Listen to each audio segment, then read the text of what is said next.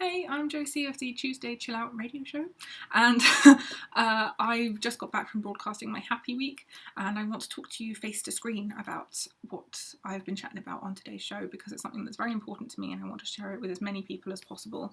So please bear with me because it's a good one. So I can categorically say that this is the best thing and the wisest piece of advice that I've ever been given, and it's been my greatest decision to practice self-love. To describe it to somebody else, it sounds very new age, hippy dippy, and a bit mad. And I dismissed it as rubbish when it was first recommended to me because I thought, yeah. But please bear with me because it might help someone you know, or if you struggle with low self-esteem or depression, then it's a really, really good thing to learn. So, as a side note, I was in the most horrendous state in November of last year. I won't go into it in detail, but I was very ill, and I've been practicing self-love since December of the same year, and I've never felt happier or more confident in myself. So I do know it works, first-hand experience right here. Okay, so your relationship with yourself is the closest and most important relationship that you will ever have in your life. So you go from birth all the way through until the very end. It's a morbid thought. So you have to take yourself, you know yourself your entire life, and you have to spend that life with you.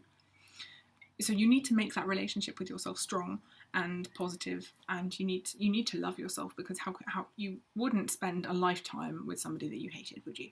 Let's be honest. So when was the last time somebody told you that they loved you and respected you just the way you are, and that what you think and feel means the world to them? And when was the last time somebody told you that you did a great job, or when necessary that everything's going to be okay? And when was the last time that somebody was you? If at all, ever, have you ever?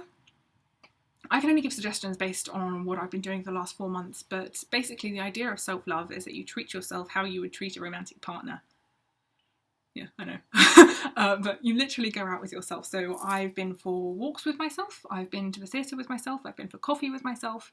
But remember, you're not by yourself, you're not alone, because you are keeping yourself company and you are with yourself the whole time. And you love spending time with you because, remember, nobody gets you like you do, yeah? You understand how you work. So how would you treat a partner you loved?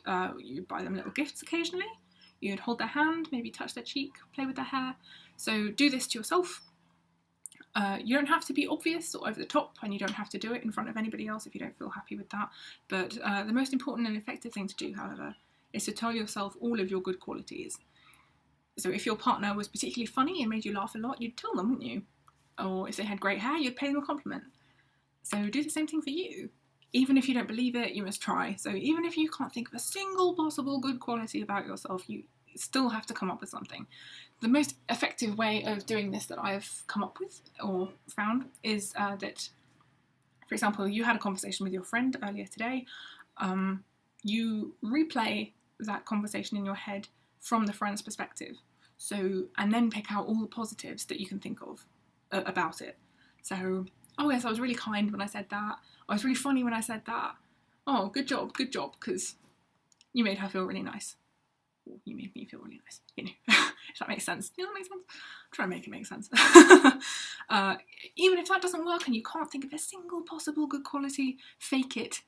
Think of something that you really want. Oh, I really want to be more compassionate. And pick up all the things that were compassionate in that conversation that you had, or in all the conversations that you have. Oh yes, I was really compassionate when I asked her about how her nana was, or something like that. Just an example. I thought it was rubbish. I genuinely thought this was rubbish. I thought, oh, not one of these things again. Because I've been to so many different helpful sessions. But this actually, I did try it because I was in such a state, and I've never looked back. So, and even if I do feel down, because obviously you're going to have bad days, I reassure myself as if I was reassuring somebody else. So if a friend or a partner of mine was in tears over their terrible and painful acne, I would tell them that it's not as bad as they think, and tell them what makes up for it. So for example, hey, you've got great glasses on. And try and suggest solutions to the problem as well. So I would say something like, oh, it's all right, because you have a really nice face.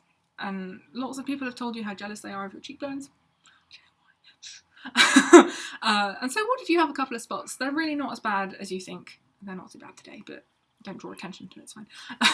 And if people are judging you for your spots, then they're horrible. They're horrible people. You don't need to be friends with people like that because they're a poison, you know? Who judges people? Who judges somebody on their skin? Seriously. Anyway, stick with the cream that you're using for 2 weeks, and if it's still bad, we'll make a doctor's appointment and see what he can do. It's all right. It's all right. Don't worry. Don't worry. It's all right. We'll sort it. I love you. I love you. And you must love yourself. You must, because you must hug yourself and smile and mean it when you say it, because how can you successfully love somebody else if you don't know how to love yourself effectively? That's the main point here. And I'm so happy with myself at the moment that I actually worry that the addition of another person into the mix would make me jealous of me. Would upset the dynamic going on here. I'm joking, obviously. But I know it sounds very frothy and ridiculous, but it's a life skill that will get you through anything, literally anything. Because you are always going to be there for you. You will never leave you, and you will never let you down by not being there. And you are a perfect match for you. Also, most important, well, all of it is very important, but this is the most important. Never, ever, ever let anybody tell you it is vain to love yourself or love who you are or be happy in yourself, because it's not vain. You don't have to tell everybody, hey, I love myself, I'm the best, I'm amazing. You don't have to, unless you want to, but that's definitely going to push people away. You don't have to broadcast it like I am. You can just be safe in the knowledge that you do love yourself and that you are there for yourself if you're having a tough time. And exams, don't worry, because you're there to support you through it. You are there in the exam with you to help you. And you are all wonderful people. You all deserve this. You should all know how wonderful you are. So please try it and let me know how you get on. In the comments, or you can contact me at facebook.com/Tuesday Chill Out, like Tuesday but with a CH. So if you want to chat about any of it, or if you're having difficulties with it, or you want to ask me more about it, then please contact me, because I will reply to as many as possible, and I will talk about it until the cows come home, as this video has sufficiently shown.